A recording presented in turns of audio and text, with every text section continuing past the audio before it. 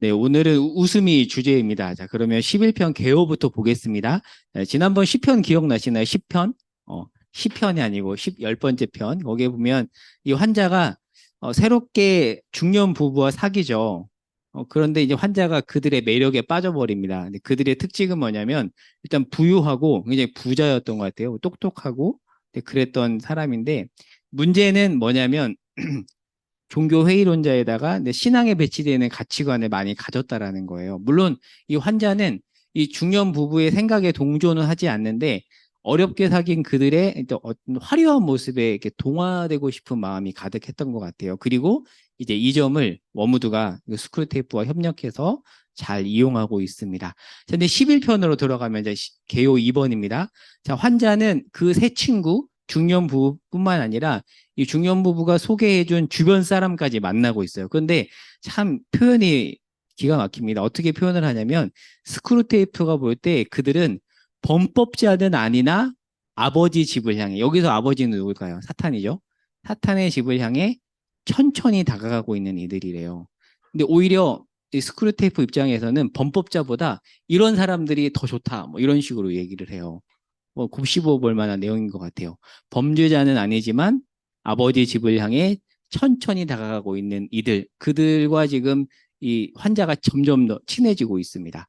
한번 머릿속으로 상상해 보면 좋을 것 같아요. 범죄자는 아니지만 악마와 잘 어울리는 인간의 모습이란 대체 어떤 모습일까? 좀 그려보면 어느 정도는 떠올릴 것 같은데요. 자, 그러면 제가 네모박스에 있는 책 내용을 좀 읽어볼게요. 자, 환자의 세 친구들이 자기네 패거리를 죄다 소개시켜 주었다니 정말 기쁜 일이 아닐 수 없다. 거창한 범죄를 저지른 건 아니지만 여하튼 우리 아버지 집을 향해 가만가만 편안하게 다가가고 있는 아주 꾸준하면서도 변함없는 냉소자들에다가 속물들이더라고. 그 인간들이 아주 잘 웃는다고 썼던데, 자, 여기에 이제 오늘 포인트가 있습니다. 이 환자의 세 친구들 패거리들이 아주 잘 웃는데요. 근데 이제 거기에 이 스크루테이프가 꽂혀서 무슨 말을 하냐면 설마 그런 웃음이 늘 우리에게 이롭다고 믿고 쓴 말은 아니겠지 하면서 이 부분은 주위에서 살펴볼 가치가 있다고 하면서 자, 웃음에 대해서 네 가지 종류가 있다고 합니다. 자, 그러면 11편 살펴보기를 보겠습니다. 자, 인간이 웃음을 터뜨리는 이유가 네 가지인데 첫 번째는 기쁨이고요. 두 번째는 재미이고 세 번째는 적절한 농담이고 네 번째는 경박함입니다. 네 개를 구분을 해요. 자, 먼저 기쁨, 조이입니다. 기쁨의 웃음소리를 보겠습니다. 이 기쁨은 휴일 전날 밤에 친구들과 연인들이 모인 자리에서 볼 수 있는 거래요. 한번 가족 간에 혹시 오전 지사님의 웃음은 약간 느낌이 오는데 휴일 전날 밤 나는 다음날 애들과 무슨 시간을 보내야 되나 라고 하면서 약간 뭐 기쁨도 있지만 좀 걱정도 물론 있지만 그래도 원천적으로는 기쁨이 있잖아요. 네. 네. 네. 그렇죠. 저도 압니다. 저 현충일 날 애들 데리고 새벽기도 갔다 와서 잠도 안 자고 애들하고 에버랜드 갔다가 와서 이틀을 알아버렸습니다. 그 느낌 압니다. 네. 네. 아무튼 그 가족 간에 볼 수가 있대요. 자, 근데 이 기쁨의 웃음소리는 단순한 농담 때문에 나오는 웃음이 아니래요. 천국에서 누릴 수 있는 감히 악마는 한 번도 경험해 보지 못한 겁니다. 그리고 이 기쁨의 웃음소리는 악마에게는 전혀 득이 될 게 없는 거라고 얘기를 해요. 좀 읽어볼게요. 모인 자리에서 분위기를 띄우거나 재미있는 사람이 없어도 기쁨이 있어서 웃음이 끊이질 않는데요. 그런 경험이 있으세요? 그러니까 어떤 모임에 사실 재미있는 사람들 보통 있잖아요. 저는 진짜 재미없는 사람인데 분위기를 못 띄우는 사람이거든요. 근데 약간 재미있는 사람이 있으면 분위기가 띄워지잖아요. 근데 그런 사람이 없어도 오는 기쁨이래요. 이 기쁨이. 그런데 스크류테이프 입장에서는 이 웃음이 그 자체로서도 구역질 나는 현상이며 지옥의 현실주의와 위험과 엄격함을 정면으로 모욕하는 짓거리래요. 근데 잘 생각해보면 이 기쁨은 스크류테이프가 경험한 적 있을까요? 없습니다. 옆에서 살짝 목격한 적은 있어도 직접 경험해보지는 못한 겁니다. 근데 뭐는 아냐면 이거는 우리 쪽에서는 매우 위험한 거야 라는 정도는 알고 있다는 거죠. 질문입니다. 이 기쁨을 혹시 맛본 적이 있으신가요? 뭐 이따 소그룹 시간에도 혹시 그런 기쁨을 맛봤던 경험을 나눠보시면 재미있을 것 같고요. 자, 두 번째는 재미입니다. 재미의 웃음소리인데 이것은 기쁨하고 연결된 거래요. 근데 감정의 거품 같은 거래요. 그러니까 기쁨과 끊어지면 약간 사라지는 웃음 같아요. 그런데 가끔 악마가 이 재미를 활용해서 하나님이 바라는 대로 느끼거나 행동하지 못하도록 인간의 주의를 빼앗는 데 쓰지만 그 자체만 놓고 볼 때는 바람직하지 못하대요. 그러니까 사실 이 재미는 하나님도 쓰고 악마도 쓴다라는 거죠. 좀 더 읽어볼게요.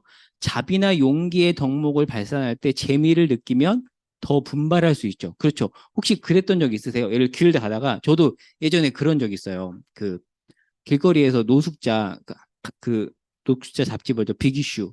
예전에 한창 거기 꽂혀가지고 빅이슈 파는 그 요즘엔 노숙자 아저씨라고 안 하고 뭐라고 홈리스 분들 제가 빅이슈 잡지를 사드리고 이렇게 격려도 해드리고 되게 기뻤거든요. 약간 그런 게 여기서 말하는 재미의 웃음소리 같아요. 내가 아무도 못 봤지만 그런 분들을 몰래 돕고 나서 생겼던 어떤 그런 웃음소리.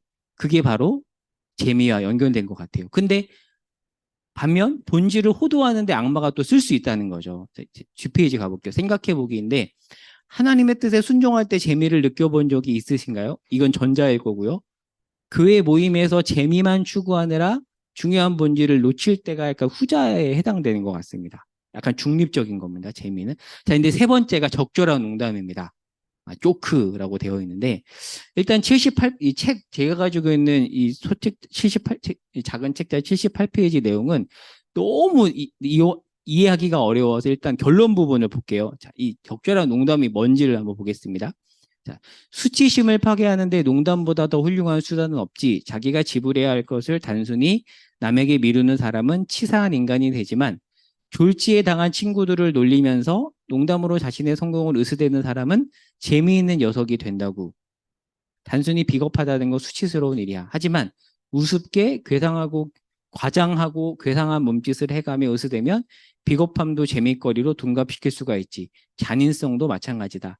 자기의 잔인성을 노련한 농담으로 포장해 버릴 수만 있다면 전혀 수치심을 느낄 필요가 없어. 그러니까 인간을 지옥으로 떨어뜨리려고 할 때 매사를 농담으로 처리할 수만 있다면 동료들에게 비난은커녕 경탄까지 받아가며 내가 원하는 것들을 다 할 수 있다는 깨달음이야말로 수천 마디 음담패설이나 신성모독보다 훨씬 더 쓸모있는 게야. 그러니까 이 책에 따르면 신성모독보다 악마 입장에서는 이 적절한 농담이 더 우리 쪽에서 잘 활용할 수 있는 수단이래요. 자, 예를 들면 이런 것 같아요. 혹시 이런 경험 많이 했었을 텐데 동료의 약점이나 외모를 우스꽝스럽게 묘사하며 농담처럼 던지는 경우 있죠. 예를 들면 머리 스타일 바뀌었는데 잘 안 어울리네 이런 거 있잖아요. 기분 나쁘죠, 들으면. 농담이에요. 근데 농담인데 기분 나빠요. 예를 들면 제가 사실 이런 얘기 좀 들어봤어요. 저는 결혼하고 살이 많이 쪘거든요. 근데 제가 편해서 살이 찌진 건 아닙니다, 진짜. 근데 가끔 편해서 살이 찐 건 아닌데 가끔 이제 오랜만에 사람을 만나면 이래요. 요즘 살기 편한가 봐. 몸 많이 좋아졌네? 그런 말 들으면 기분이 묘하거든요. 솔직히 안 좋기도 하거든요. 나 편해서 그런 거 아닌데 저도 살이 쪘다는 것 때문에 지금 매우 심각하게 느끼고 기분이 안 좋은데 만났는데 살기 편한 것도 아닌데 요즘 살기 편한가 봐. 몸 좋아졌네. 오, 좋아졌는데 이렇게 더 약간 비꼬면서 얘기하는 경우들이 있단 말이에요. 저는 그래서 예전에 그 중고등부 생각할 때 특별히 남자애들한테 절대 여자들 외모 관련된 발언 하지 말라고 진짜 그런 얘기 많이 했었거든요. 근데 특히나 남자가 이제 여자한테 몸 좋아 이거는 정말 굉장히 큰 실수잖아요. 근데 그런 사람들이 있단 말이에요. 자, 그런데 좀 더 볼게요. 사실 이런 말을 들으면 기분이 안 좋습니다. 그런데 그런 식의 농담에 반응을 하지 않으면 약간 애매한 사람이 될 수 있고요. 기분 나쁘다는 식으로 표현하면 고리타분한 사람이나 분위기를 깨는 아령 없는 사람으로 비칠 수가 있어요. 뭐 그런 거 가지고 그래 그렇잖아요. 만약에 이 농담으로 상대방이 상처를 받았다면 농담한 사람이 당연히 사과해야 되지만 농담이란 것 자체가 사과를 무너뜨리잖아요. 그렇죠? 그리고 농담한 사람이 모임의 주도자가 됩니다. 약간 그런 사람들이 보통 말을 좀 재밌게 하고 말을 많이 하잖아요. 주도자가 돼버립니다. 자, 그리고 또 동료에게 일을 미루고 농담으로 받아치는 경우, 회사에서 그런 경우 많나요? 누군가 또 일을 밀어버리잖아요. 근데 그거를 살짝 농담으로 받아쳐요. 그랬을 때. 모임 분위기가 그러한 농담을 하는 사람이 분위기를 띄우는 재미있는 사람이 되는 경우 오늘 책에 따르면 악마가 매우 좋아하게 될 것이다 라고 볼 수 있습니다. 78페이지 부분은 한번 집에서 읽어보세요. 이거 참 너무 내용이 어려운 부분인데 한마디로 얘기하면 좀 이런 얘기를 해요. 사실은 음담패설이나 신성모독보다 이 농담이 더 나쁘다는 얘기예요. 사실 모임 안에서 음담패설은 정말 하면 안 되잖아요. 근데 보통 안 믿는 사람들 모임에서 남자들은 음담패설들을 한단 말이에요. 그리고 어떤 신성모독적인 발언에 대해서 종교에 열심히 있는 사람은 매우 심각하게 받아들이지만 C.S. 루이스는 이렇게 얘기하는 것 같아요. 그거보다 적절한 농담이 더 나쁘다. 굉장한 통찰이 있는 것 같아요. 그래서 이게 바로 적절한 농담 세 번째고요. 자, 웃음의 네 가지 중에서 이제 마지막 경박함입니다. 이제 3페이지 경박함인데 경박함을 보겠습니다. 자, 하지만 뭐니 뭐니 해도 최고로 좋은 건 경박함이야. 무엇보다 아주 경제적이거든. 다른 것도 마찬가지지만 미덕에 대해 진짜 농담을 만들어낼 수 있으려면 영리해야 하는 법이다. 이런 인간들은 마치 미덕이 우스운 것이냐 떠들도록 훈련시킬 수 있지. 그런데 경박한 인간들은 늘상 농담이 이미 만들어져 있기라도 한 것처럼 생각하거든. 사실은 그 누구도 농담을 만들어내지 못하면서 말이지. 그러면서도 심각한 주제를 놓고 토론할 때 자기는 이미 거기에서 우스운 부분을 찾아냈다는 냄새를 피우는 게야. 이런 상태를 오래 끌 수만 있다면 경박함이 습관으로 굳어져서 마치 갑옷처럼 인간의 온몸을 둘러싸게 된다. 내가 아는 한 이건 원수의 공격을 막아내기에 최고로 좋은 철갑이야. 더구나 경박함은 다른 웃음의 근원들과 달리 위험 요소가 전혀 없지. 기쁨과 한참 떨어져 있는 데다가 지성의 나를 벼리는 대신 무디게 만들며 그렇다고 함께 웃는 사람들 사이에 애정을 만들어 주는 것도 아니거든. 그러니까 막 분위기가 좋아요. 막 이렇게 재미있고 컥컥 막 낄낄거리면서 웃는데 서로 애정 관계는 형성이 안 되는 그런 식의 경박한 농담들 사실 뭐 볼 수 있잖아요. 이제 그거를 말하는 겁니다. 그런데 이 경박함은 악마가 제일 좋아하는 유형이래요. 경박한 농담을 일삼는 사람은 매사에 가벼운 농담을 던져 사람들을 웃게 만드는데 그 웃음을 주는 농담은 버추, 미덕하고 이게 아레테, 헬라어로 말하는 탁월함을 뜻하는 그 아레테와는 거리가 있죠. 근데 루이스가 미덕에 대해서 순전한 기독교에서 언급을 하는데 분별력, 절제, 정의, 꿋꿋함 이거를 미덕이라고 하거든요. 근데 미덕이라는 것은 단순한 어떤 행동이 아니라 인격적 특질입니다. 그런데 누군가의 농담으로 모인 사람들이 하하거리며 웃지만 그 안에 어떤 분별력이나 절제나 정의나 꿋꿋함이 없는 그런 상황들이 상상이 되세요? 바로 지금 이 경박함에서 말하는 그 상황입니다. 이런 분위기가 굳어지면 악마 입장에서는 원수의 공격을 막아내기에 최고로 좋은 철갑이 된대요. 그리고 경박함은 다른 웃음의 근원과는 달리 악마 입장에서는 전혀 위험 요소가 없는 웃음이라는 거죠. 그러면 그 환자가 사귄 중년 부부와 그 패거리들의 웃음에는 주로 어떤 웃음이 있었을까요? 아마도 기쁨은 별로 없었던 것 같고 이 적절한 농담과 어떤 이런 경박함들이 좀 더 많지 않았을까 싶습니다. 그래서 농담과 무게 기쁨, 자 2번을 보겠습니다. 제가 조금 코멘트를 덧붙인 건데 그 연대기로 보면 첫 번째 책이 마법사의 조카거든요. 일곱 번째 책에서 쓰이기로는 가장 마지막에 쓰였지만 연대기로 따지면 첫 번째 책이거든요. 근데 그 중에서 열 번째 장이 책 제목이 아니라 그 이름이 챕터 제목이 첫 번째 농담과 여러 사건들인데요. 뭐라 그럴까요? 이렇게 아슬란이 창조를 합니다. 창조를 하다가 갈까마귀가 실수를 해요. 그 피조물이 실수를 한 거죠. 자, 그런데 처음에는 나쁘꾸러워합니다. 자, 그런데 4페이지로 가볼게요. 그때 이 아슬란이 어떻게 반응을 하냐면, 그러니까 조물주가 피조물을 향해서 농담을 건네는 모습이 나옵니다. 그리고 분위기를 바꾸어 버립니다. 얼굴 붉히며 부끄러워하는 피조물에게 농담을 건네면서 분위기를 바꾸는. 그러니까 사실 다른 종교에서는 볼 수 없는 모습이잖아요. 사실 신은 무시무시한 존재인데 그 조물주가 피조물과 기꺼이 농담을 주고받으면서 피조물을 유쾌하게 만드는. 그러니까 여기서 알 수 있는 어떤 아슬라는 어떤 존재인가? 피조물과 농담을 주고받지만 가볍지는 않은. 그러니까 가벼운 농담이 아닌 겁니다. 이 농담은. 차원이 다른 농담인 거죠. 그다음에 이런 주제들을 또 고민하면서 루이스가 이런 챕터에다가 이런 내용을 또 담아냅니다. 자, 그리고 기쁨 부분인데 성경에 보면 기쁨이라는 단어가 참 많이 나와요. 그래서 하나님은 우리 인간이 기뻐하기를 원하시거든요. 그래서 잠언 15장 13절에 보면 마음의 즐거움은 얼굴을 빛나게 하여도 마음의 근심은 심령을 상하게 한다고 우리가 즐거워하고 기뻐하는 것을 하나님도 좋아하십니다. 그러니까 하나님은 진지하면서도 무게감이 있으시면서도 웃음과 기쁨을 좋아하시는 분인데 이와 관련된 한 내용을 또 옮겨와 봤거든요. 영광의 무게라는 루이스의 책에 나오는 부분인데 제가 볼드체 부분만 보겠습니다. 밑줄 그은 부분만 보겠습니다. 자, 그렇다고 우리가 언제나 엄숙해야 한다는 뜻은 아닙니다. 우리는 놀 줄 알아야 합니다. 하지만 우리의 유쾌함은 처음부터 서로를 진지하게 받아들이는 사람들이 나누는 유쾌함이어야 합니다. 사실 그래야 가장 유쾌합니다. 경박하거나 우월감을 갖거나 주제 넘은 생각을 해서는 안 됩니다. 그리고 우리는 죄인은 사랑하되 죄는 더없이 미워하는 실질적이고 희생적인 사랑을 해야 합니다. 유쾌함을 흉내낸 경박함이나 사랑을 흉내낸 묵인이나 방치는 안 됩니다.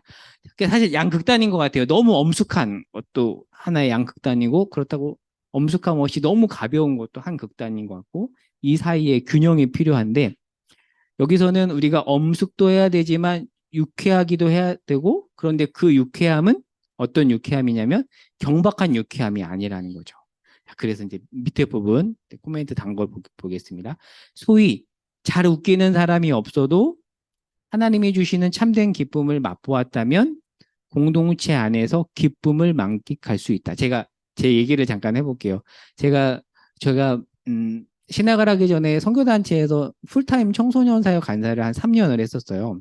그리고 나서 이제 선교단체 사역을 그만두고 교회 사역을 할 때도 보통 이제 중고등부 사역을 많이 했었거든요. 근데 제가 청소년 사역을 할 때 가장 저의 큰 고민은 뭐였냐면 제가 재미없는 사람이라는 거. 그러니까 사실 청소년들하고 친해질 때는 좀 웃기면 좋잖아요. 설교도 조금 웃기게 하고 농담도 잘하고 근데 아무리 애를 써도 저는 재밌는 얘기를 잘 못하는 사람인 거예요. 그리고 이렇게 청소년 아이를 4~5명 만났을 때 그 아이들의 어떤 뭐라고 분위기를 확 띄우는 재밌는 사람이 못 되는 게 저의 컴플렉스였습니다. 그래서 청소년 설교를 할 때도 그렇게 하지 못하는 저를 보면서 소위 말하는 뭐라 그럴까요? 청소년 아이들에게 잘 이렇게 시쳇말로 먹히는 청소년 설교자들이 너무 부러웠었거든요. 근데 제가 사역을 하면서 배운 게 있습니다. 그거는 은사 부분인 것 같아요. 그것도 나쁜 것도 아닌데 그런 사람이 있고 근데 저는 애초에 기질 자체가 그러지 못하고 제가 제일 그래도 잘했던 건 뭐냐면 저는 1대1을 잘했던 거예요. 1대1. 그러니까 다수가 모였을 때는 말을 잘 못하지만 이렇게 한 명 한 명씩 찾아가서 이야기할 때는 제가 이야기를 좀 잘하는 편이었거든요. 재미는 없지만. 그래서 조금 그런 아이들과 조금 더 친하게 지냈었던 것 같아요. 제가 이제 이 내용을 정리하면서 이 부분이 생각이 났었고, 그런데 이 공동체가 누군가 정말 재미있는 사람이 없고 그런 농담이 막 많이 있지 않아도 저는 하나님의 참된 기쁨을 맛본다면 그 안에 정말 하나님이 주시는 기쁨이 가득한다고 저는 생각을 해요. 사실 그래서 우리 남녀 소그룹 할 때도 막 웃잖아요. 막 웃는데 저는 그러한 웃음도 좀 그런 기쁨의 일환이지 않을까. 물론 적절한 재미와 또 어느 정도의 농담도 있겠지만 누군가 재미있는 사람이 없어도 우리는 웃을 수 있는데 그 웃음의 근원에는 하나님의 기쁨이 있다라는 거 생각해 볼 수 있는 것 같습니다. 자, 그래서 좀 더 볼게요. 진지함과 유쾌함이 공존한 공동체가 건강하다. 그러나 그 진지함은 딱딱하고 매서운 진지함이 아니다.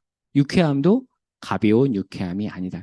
예전에 한번 제가 특강할 때도 했는데 이와 관련된 좋은 이제 추천 영화가 꼭 한번 보세요. 바베트의 만찬. 네. 이거 정말 아주 좋은 영화입니다. 혹시 안 보신 분 있으세요? 바베트의 만찬? 네? 아, 네.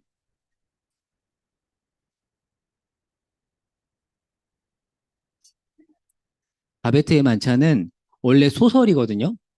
소설을 영화한 건데, 영화한 건데, 정말 볼만한 영화입니다. 제가 정규현 수련회 때 영화를 몇 년째 담당을 해서 한번 정규현 수련회 때 바베트의 만찬을 상영을 했었는데, 어르신 집사님들이 극찬을 하셨어요. 너무 정말 너무 좋았다고.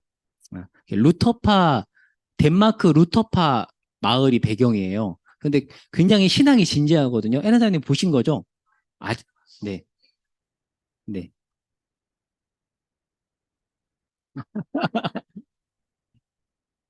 루터파 마을인데 너무 아니 이 사람들이 제가 한 2, 3분만 얘기할게요. 너무 신앙이 진지해요. 그래서 그 두 여자 주인공은 결혼도 안 해요. 나는 오직 주님만을 위해 살겠다고 그렇게 그런 마을입니다. 예배 때도 굉장히 진지한데 그런데 서로 매서워요.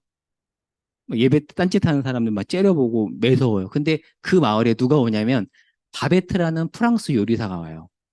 사실 이 요리사가 복권에 당첨된 거거든요. 근데 그 복권에 당첨된 금액을 다 이 마을 사람들을 위한 요리에 씁니다. 그래서 온갖 프랑스 만찬이 다 나와요. 그래서 요리 유튜버들이나 요리 전문가들이 요리 때문에 보는 영화기도 하거든요. 온갖 산의 진미가 다 나오는데 이 엄숙한 마을 사람들이 바베트가 해주는 요리를 먹으면서 웃음이 생겨요.